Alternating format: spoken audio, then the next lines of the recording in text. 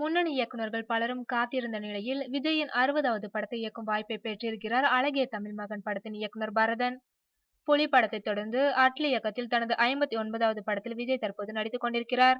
இதனைத் தொடர்ந்து விஜயின் 60வது படத்தை இயக்கப் போவது யார் என்ற கேள்வி விஜய் ரசிகர்கள் மத்தியில் சுழல் கொண்டு வந்தது.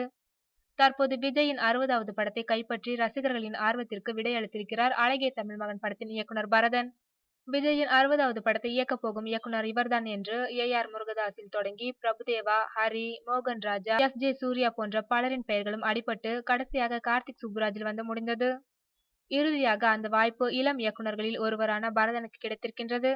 இவர் ஏற்கனவே விஜயை வைத்து அழகிய தமிழ் மகன் படத்தை இயக்கியிருந்தார். இந்நிலையில் வீரம் படத்தை தயாரித்த விஜயா புரொடக்ஷன் நிறுவனம் விஜயை வைத்து ஒரு படம் தயாரிக்க முன்வந்தனர். பரதன் எழுதிய கதை விஜயா நிறுவனத்திற்கு பிடித்து போய்விட இந்த கதையை படமாக எடுக்கலாம் என்று முடிவு செய்தனர்.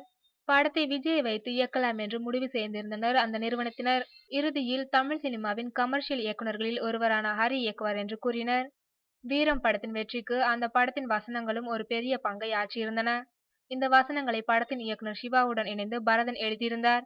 எனவே பரதனே இந்த படத்தை இயக்கட்டும் என்ற முடிவிற்கு விஜயா நிறுவனத்தினர் வந்துவிட்டதாகவும் இதற்கு விஜயும் ஒத்துக்கொண்டதாகவும் தகவல்கள் வெளியாகியுள்ளன. இந்த படத்தின் படப்பிடிப்பானது அடுத்த வருடம் ஏப்ரல் மாதத்தில் தொடங்கும். மேலும் இது ஒரு ரொமான்ஸ் கலந்த ஆக்ஷன் கதை என்றும் கோலிவுட் வட்டாரங்கள் தெரிவிக்கின்றன. இப்படத்தின் நடிகர் நடிகையர் உள்ளிட்ட விவரங்கள் விரைவில் வெளியாகலாம் என்று எதிர்பார்க்கப்படுகிறது.